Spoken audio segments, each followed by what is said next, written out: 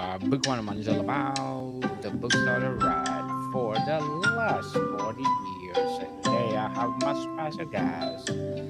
She's the author of the book, The New Empire, no other than Miss Alison McBain.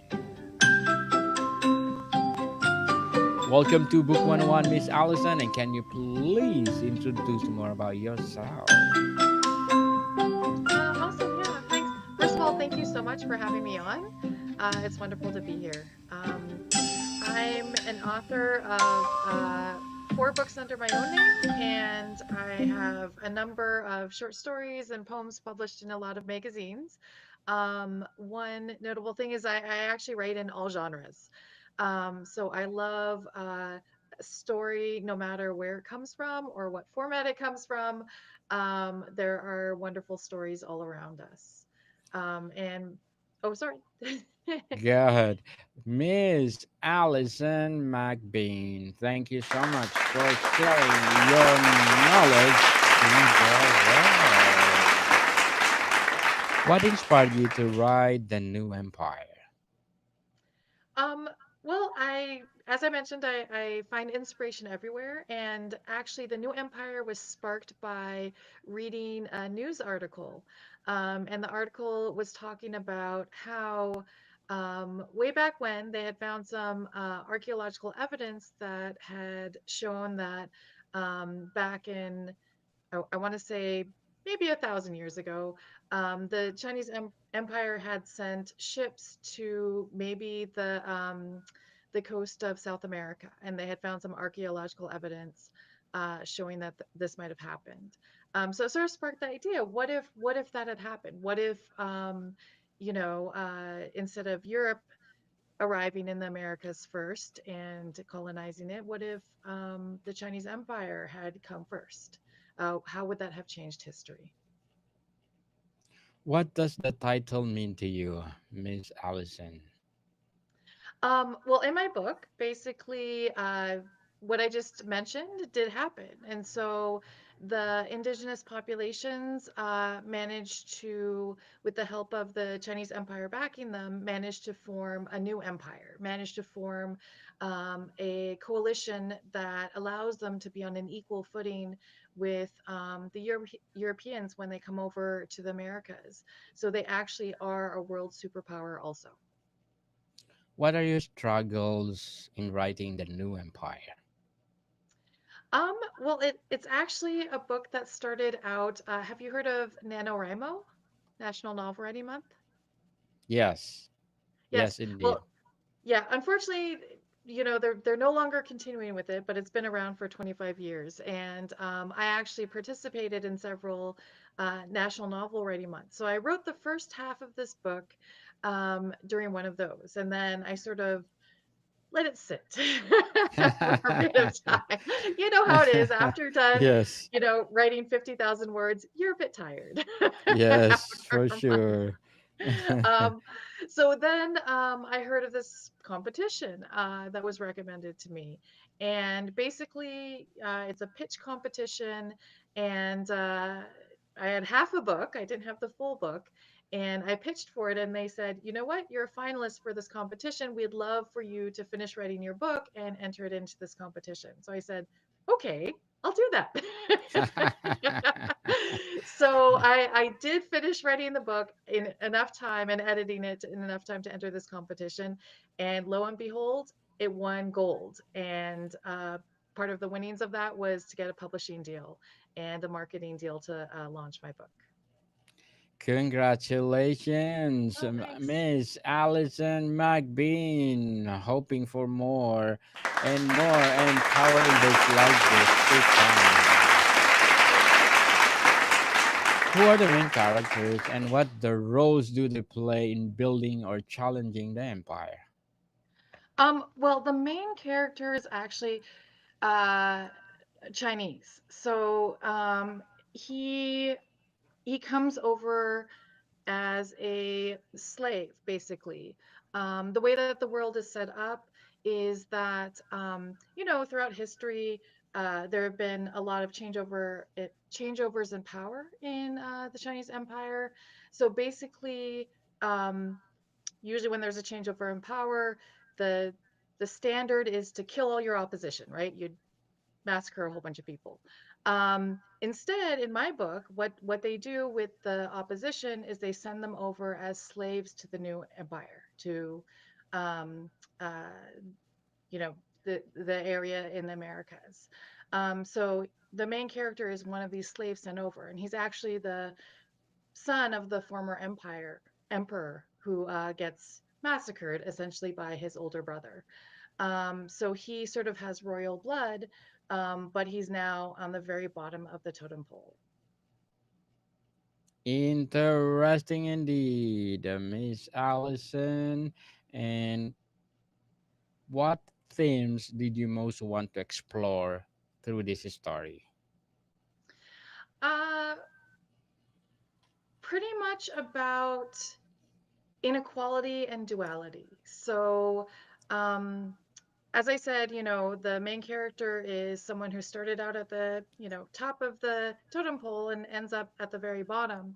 And he has to figure out his own way from there. So, finding out what freedom means is a big theme with the character, and also duality, because he comes from, across the ocean, he comes from a completely different world, and he has to become used to this new world that he finds himself in, and find his own role and what it means to be growing up in this environment. So it's it's a struggle on a number of levels, both personal and in a wider sense. How did you approach world building for the new empire? Um, you can't see it, but next to me is a bookshelf and it's full of books, and I read most of them. uh, Awesome. yeah, it was a lot of fun though. Like I'm a history buff. I did that I studied that in school. Research to me is part of the fun time of writing. I like to read. I like to learn. And so yeah, I just learned a lot about all the multiple cultures that I talk about in my book and how I mesh them together. Interesting indeed. Did you model any characters after real historical figures or modern leaders? Yeah, there is one of the baddies, I shall say, one of the bad guys in the story. He is an actual historical figure, and he did do pretty terrible things to a lot of the tribal populations in especially California. And there's been a lot of controversy about him as a historical figure. Um, so he is one of the bad guys in my book. Bad guys indeed. So, Miss Allison, which character's journey was the most challenging or most rewarding for you to write? I think, and I probably shouldn't admit this publicly. So, the main character is Jianqi, and he is, he starts out very young as a slave, and he grows up, and he's searching for freedom, and he was a wonderful character to write. However, the one that I enjoyed writing the most is actually his slave owner, Onas. Because he is a much more complicated character. Like Jiangxi, he is actually between two worlds. One of his parents was from a group of people from the East, and one of his parents was from a group of people from the West. So he doesn't really fit in either world either. So he and Jiangxi actually have that in common, and it's one thing that they sort of bond over. So he starts out as a very, what you'd picture as a slave owner, someone who is not very sympathetic, and he grows the most, I think, during the story. And he has real growth in his character. So he was a very complicated character to write. Miss Allison, are there specific books or authors that influence your writing style for this project? For this project, probably not so much. I love to read. I love lots of historical authors. Overall, there are definitely, we all have our heroes, right? Our literary heroes that we love. And so some of them, this is, alternate history is considered under the umbrella of science fiction, as speculative fiction. And I do have a soft place in my heart. I think you're a fantasy writer, is that correct? Yes, So, indeed. yes. So I have a soft spot in my heart for fantasy, for science fiction, um, and probably just like you have my own heroes, such as like Ray Bradbury, Octavia Butler, Tanith Lee, all over the world. They're wonderful authors out there. Miss Allison, very well said. Beautifully articulated. If the new empire were be adapted into a movie or a series, who would you cast in the lead roles? Oh my goodness. I have no idea. I haven't even thought of that. I mean, there's so many great actors out there. I would probably leave that up to the casting director because they would choose much better than I would. For You know. sure, totally agree with you, Miss Allison. Will there a sequel or continuation of the world you created in the new empire? I haven't planned one out. This is sort of meant to be a standalone book. Maybe eventually I might write a sequel to it. One of the things that I've done, and I don't know if I'm, foreshadowing any of your questions, so apologies if I am. No worries. My project last year was called Author versus AI. And basically, I was trying to show that writers using no AI at all can write almost as fast as a computer. And so last year, I actually wrote 34 books. Nice. Yeah, so in all Congratulations. genres. Oh, thank you.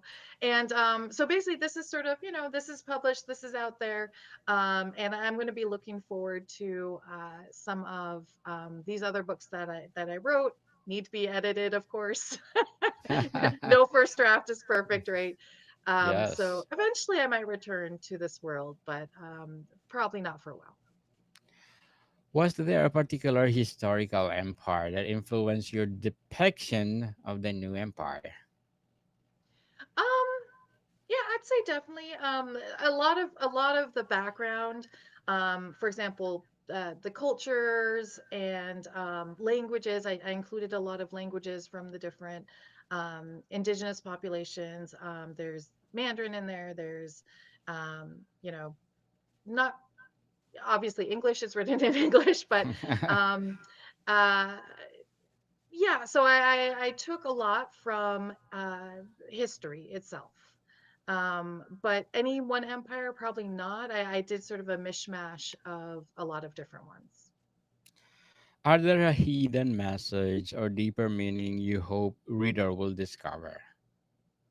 Well, the truth is, I think any of us who write in any genre that explores either history or science fiction or fantasy, we all are talking about, I think, the modern world. So I think that my message, of course, this book was finished and also published during the pandemic, when there was a lot of um, hate directed at different populations around the world. And so, part of my message was that, hey, we're all the same. It doesn't matter if it's, 300 years ago in a fictional past, it doesn't matter if it's now. There are heroes among us, and their stories need to be told too. Indeed, Miss Allison. So, how did you balance action, politics, and character development throughout the story? I feel like I've always been a natural storyteller. Of course, when I was younger, it was called being very liberal with the truth. Who Liberal, broke yes. exactly? Who broke that lamp? I don't know. Maybe it was the fairy flying out the window. Awesome. So, yeah, so I think that, I love to tell stories. So I don't see it as a balance, I guess, or having to consciously think, okay, I have to put character development in here. I feel like once you have the characters set, you sort of let them run on their own, right? You let them explore their own story, and that to me is half the fun of writing. Go naturally, people. So, Miss Allison, before we wrap up our discussion for today, I'm inviting you to please do listen to my other podcast because Abstract Essay is already in fifth season, Abstract Poetry in second season, and of course, my Book 101 review in its fifth season as well. Comedy 101 is second season, Food 101 in its fifth season as well. Geography 101 and Love Letters in third season. And My Baby Podcast, Mental Health 101, Movie 101 Review, and Music 101 in its fourth season. And Sex 101 and Science 101 in its first season. So please do listen to them wherever you listen your podcast. So Miss Allison, what is the one thing you hope readers remember long after they finish The New Empire? Well, maybe to buy my next book. Yes, But for sure. Totally agree with you, Miss Allison. But when you summarize The New awesome. Empire, how would you sell it?